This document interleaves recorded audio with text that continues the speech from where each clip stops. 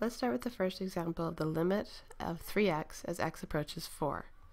First, we'll look at it graphically. We know that a graph of 3x is going to be a line with a slope of 3 that goes through 0, 0. As we consider the limit, we want to get closer and closer to 4. So as our values of our x get closer on both sides towards 4, our y values will correspond to getting closer and closer to a particular value. In this case, visually we can see that it's getting closer and closer to 12.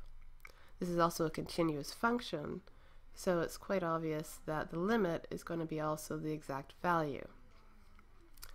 If we look at a table of values and consider your x values as they get closer to 4, if we start from the left-hand side, we can start at 3, move to 3.5, up to 3.75, and we can get closer and closer and closer to 4. We would then get the corresponding y values for when we plug those in. Also, if we consider coming from the right-hand side, the positive values, starting at say 5 and getting smaller and closer and closer and closer to 4. We can then fill in the table to find out that we are approaching the value of 12 by completing this table.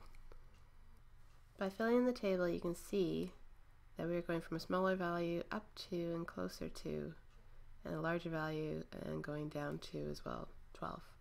We're basically approaching 12. Another example would be the limit of the rational expression that's given here as x approaches -4. One thing to notice is that our denominator, x can't actually be equal to -4 in this case. If we did, we'd have division by 0, which we do not want.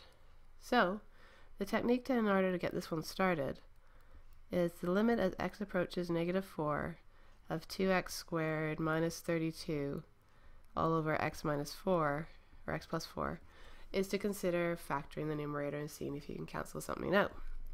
In this case, the numerator actually will then factor 2. If we take out the 2, then we're left with x squared minus 16, which is a difference of 2 squares. And we're going to find that it will actually factor out so that we're left with x approaching -4.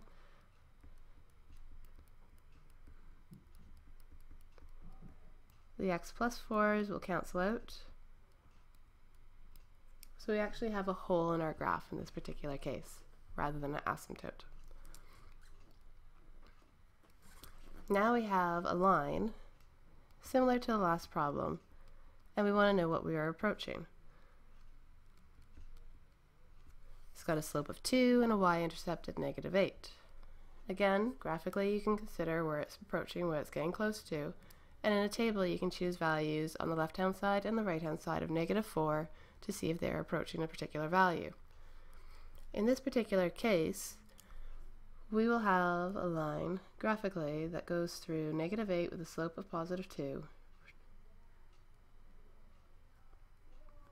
And we're interested in the value when it's approaching -4. My diagram is not quite to scale. But again, being a linear line, as you approach from the left-hand side, as you approach from the right-hand side, you're going to be approaching the same value. In this case, you're going to have 2 times your -4 minus your 8 is the actual y value that you're going to be approaching. So you'll see quite easily that the limit in this case of x approaching -4 of this 2x squared minus 32 divided by x plus 4 is actually going to be equal to -16.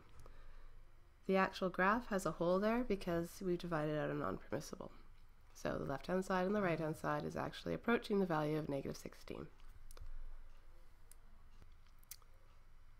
The next example is a limit of a function that we may not know how to graph initially.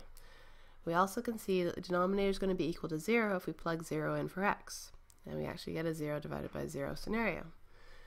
In this case here, graphically we can look at it, and numerically we can look at it as well. One key thing to remember when you're working with sine functions in this case is that we will be working in terms of radian from this point forward. We will not be in degree mode. So if you are using your graphing calculator to look at the graph, you need to make sure you are in radian mode.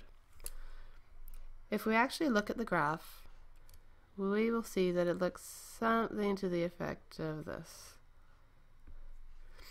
By using a table of values, you can actually take a look at it and see what it looks like.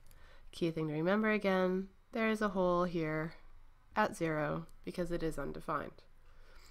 If we look at the graph, we can see the left-hand side and the right-hand side are both approaching the same value, which in this particular case is approaching 1.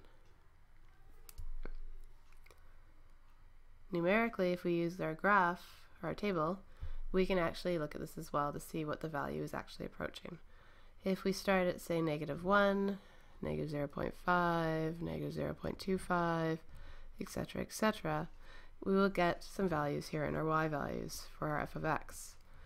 Again, if we go from the positive side, +1, down to 0.5, 0.25, 0.1, even to smaller values, we'll see that it's also approaching 1 from the other side as well.